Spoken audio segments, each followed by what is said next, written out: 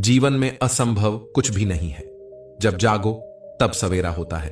अगर आपको यह लगता है कि मैंने बहुत से बुरे काम किए हुए हैं और अब इन गलत कामों को सुधारने के लिए कोई भी विकल्प नहीं है, तो आपको गौतम बुद्ध के जीवन की यह कहानी एक बार अवश्य सुननी चाहिए।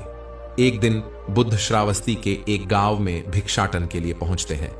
जब गांव में प्रवेश करते हैं तो देखते हैं कि पूरे गांव में सन्नाटा छाया हुआ है। दूर दूर तक कोई भी व्यक्ति नजर नहीं आ रहा था। बुद्ध उस गांव के पहले द्वार पर जाते हैं और कहते हैं कि भिक्षाम देही, परंतु भीतर से बाहर कोई नहीं आता।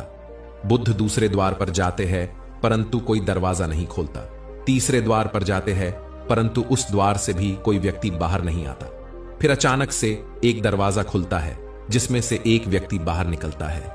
वो जल्दी से बुद्ध का हाथ पकड़ता है और उन्हें अपने घर में ले जाता है और कहता है कि क्षमा करे बुद्ध, परंतु इस समय आप बाहर नहीं जा सकते। उंगलीमाल को श्रावस्ती की सीमा पर देखा गया है। सभी गांव वाले डर के मारे अपने अपने घरों की खिड़कियां और दरवाजे बंद करके बैठे हुए हैं। बुद्ध उस व्यक्ति से पूछते हैं कि कौन है ये उंगलीमाल और उससे इतना भय क्यों है। फिर वह व्यक्ति कहता है कि उंगलीमाल एक राक्षस है। उसे जो भी मनुष्य मिलता है, बच्चा, वृद्ध, स्त्री, पुरुष, यहां तक कि सन्यासी को भी नहीं छोड़ता। बुद्ध उनसे पूछते हैं कि वो धन के लालच में ये सब करता है क्या। वो व्यक्ति कहता है नहीं, उसे धन का कोई लालच नहीं है। वो जब भी किसी आदमी को मारता है तो उसकी उंगली काटकर अपने गले की माला बनाता है, इसीलिए उसका नाम उंगलीमाल पड़ गया है। और यह भी सुना है कि जब उसके गले की माला में 100 उंगलियां पूरी हो जाएंगी तो उसकी विनाशक शक्तियां और भी ज्यादा बढ़ जाएंगी। फिर बुद्ध कहते हैं, आभार हो आपका जो आपने मुझे उसके बारे में बताया। फिर वो व्यक्ति बुद्ध से कहता है कि कृपा कर आप बाहर न जाइए, क्योंकि वो आप पर भी वार कर सकता है। फिर बुद्ध कहते हैं कि भय से अपनी राह छोड़ दूं, ऐसा मैंने कभी नहीं किया। मुझे भिक्षा मांगता देख जन जन के हृदय में उंगलीमाल का भय कम होगा। फिर वो व्यक्ति कहता है, नहीं बुद्ध, आप मत जाइए, वो बहुत ही ज्यादा खतरनाक है। फिर बुद्ध कहते हैं कि वो खतरनाक नहीं, वो दुखी है और मुझे उसके पास जाना होगा क्योंकि उसे मेरी आवश्यकता है। इतना कहते हुए बुद्ध उस व्यक्ति के पास से चले जाते हैं। कुछ दूर चलने के बाद बुद्ध वन में प्रवेश करते हैं। वन में चारों ओर सन्नाटा छाया होता है। दूर दूर तक न तो कोई मनुष्य न कोई पशु पक्षी दिख रहा होता है, परंतु बुद्ध अपने मार्ग में आगे बढ़ते रहते हैं। अचानक बुद्ध के सामने उंगलीमाल आकर खड़ा हो जाता है। उसका रूप इतना डरावना है कि कोई भी व्यक्ति उसे देखकर ही भयभीत हो जाए। उसके गले में उंगलियों की माला होती है, चेहरा और हाथ रक्त से सने होते हैं और शरीर बलशाली होता है। उसका रूप इतना भयानक होता है कि किसी भी साधारण व्यक्ति के प्राण तो उसे देखते ही निकल जाए, परंतु बुद्ध पर उंगलीमाल के डरावने रूप का कोई असर नहीं होता है। बुद्ध कुछ क्षण तक शांत मुस्कुराहट के साथ उंगलीमाल की तरफ देखते हैं, फिर उसकी बगल से निकलकर अपने मार्ग में आगे बढ़ जाते हैं। बुद्ध को ऐसा करते देख उंगलीमाल को यह समझ नहीं आता कि उसके साथ ये हो क्या रहा है। वह मन ही मन सोचता है कि मुझे देखकर लोग या तो भाग जाते हैं या मुझे देखकर मर जाते हैं या प्राणों की भीख मांगने लगते हैं। मैंने कई सन्यासियों को भी मारा है, परंतु मैंने आज तक कोई ऐसा व्यक्ति नहीं देखा जो मुझे नजरअंदाज करके अपने मार्ग में आगे बढ़ जाए। या तो इसने मुझ पर ध्यान नहीं दिया होगा या फिर हो सकता है कि यह देख ही ना सकता हो, परंतु मुझे इससे क्या, मुझे तो अपने गले की माला पूरी करनी है। उंगलीमाल फिर बुद्ध को आवाज लगाता है, ए साधु रुक। फिर भी बुद्ध उंगलीमाल को नजरअंदाज करते हैं और अपने मार्ग में आगे बढ़ते रहते हैं। उंगलीमाल बहुत ज्यादा क्रोध में भरकर बुद्ध को आवाज लगाता है, ए साधु रुक। फिर भी बुद्ध उंगलीमाल को नजरअंदाज करते हैं और अपने मार्ग में आगे बढ़ते हैं। उंगलीमाल तीसरी बार ज्यादा क्रोध में होकर आवाज लगाता है, ए साधु रुक। फिर बुद्ध रुकते हैं। उंगलीमाल बुद्ध के पास जाता है और कहता है कि ये साधु मेरे आदेश देने के बाद भी तू रुका क्यों नहीं। फिर बुद्ध कहते हैं, मैं तो बहुत पहले ही रुक चुका हूं, तुम ही चलते जा रहे हो। उंगलीमाल ये समझ ही नहीं पाता है कि बुद्ध क्या कह रहे हैं, परंतु वो इतना जरूर समझ जाता है कि सामने खड़ा व्यक्ति उससे थोड़ा भी नहीं डर रहा है। उंगलीमाल बुद्ध को डराने के लिए चिल्लाकर पूछता है, ए साधु, तुझको मुझसे भय नहीं लग रहा है क्या? मैं आदिमानव हूं। फिर बुद्ध कहते हैं, नहीं तुम मानव हो। बुद्ध की यह बात सुनकर उंगलीमाल के हृदय पर लगती है। पहली बार उसे किसी ने मानव कहा था, परंतु वो इस बात को नजरअंदाज करने का प्रयास करता है। और बुद्ध से पूछता है, ए साधु, तूने ये क्यों कहा कि मैं कब का रुक चुका हूं, जबकि तू तो चल रहा था? और तूने ये क्यों कहा कि मैं नहीं रुका?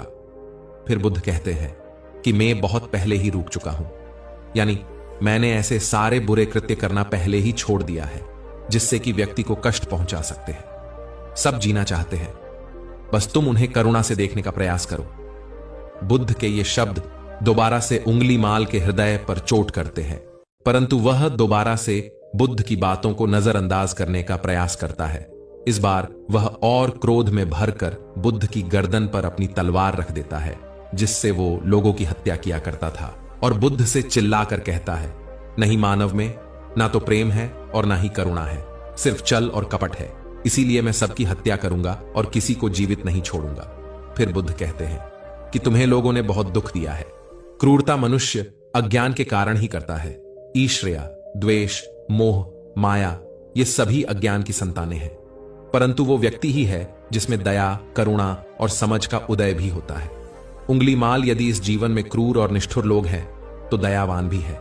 बस तुम्हें अपनी आंखों से इस अंधेपन की इस पट्टी को हटाना होगा जो तुम्हें केवल बुराई ही दिखा रही है। तीसरी बार बुद्ध शब्दों को सुन उंगलीमाल का खुद पर से संयम हट जाता है। उसे समझ नहीं आता कि पहली बार उसे अपने आप इतना कमजोर क्यों महसूस हो रहा है। वो कोशिश तो करता है क्रोध करने की, परंतु कर नहीं पाता। वो बड़ी हिम्मत जुटाकर क्रोधित होने का नाटक करके बुद्ध से कहता है, तुम और व्यक्तियों जैसे नहीं हो। बुद्ध कहते हैं कि मैं हर व्यक्ति जैसा ही हूं, बस जागृत हूं और यह सिद्ध कर रहा हूं कि हर व्यक्ति में जागने की क्षमता है। मेरा मार्ग क्रूरता को दया में परिवर्तित करता है। उंगलीमाल, तुम अनजाने में घृणा के पद पर हो, बस इस क्षण रुक जाओ। तुम्हारे भीतर भी यह क्षमता है कि तुम दया और करुणा के पद पर भी चल सको। इतना सुनते ही उंगलीमाल के हाथ से तलवार जमीन पर गिर जाती है। उसकी आंखों से आंसू बहने लगते हैं। भला कोई कब तक बुद्ध को अनदेखा करेगा? उंगलीमाल रोते हुए बुद्ध से पूछता है, क्या आप वही हैं जिन्हें लोग भगवान बुद्ध कहते हैं, जो लोगों को मुक्ति के मार्ग पर चलना सिखाते हैं?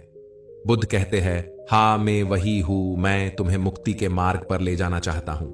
फिर उंगलीमाल कहता है, परंतु बुद्ध, मैं अब बहुत दूर निकल गया हूं। मैंने बहुत हत्याएं करी है, बहुत पाप करे हैं। मैं अब चाहकर भी वापस नहीं लौट सकता और मेरा वापस लौटना अब असंभव है। बुद्ध कहते हैं कि असंभव कुछ भी नहीं है, जब जागो तब सवेरा होता है।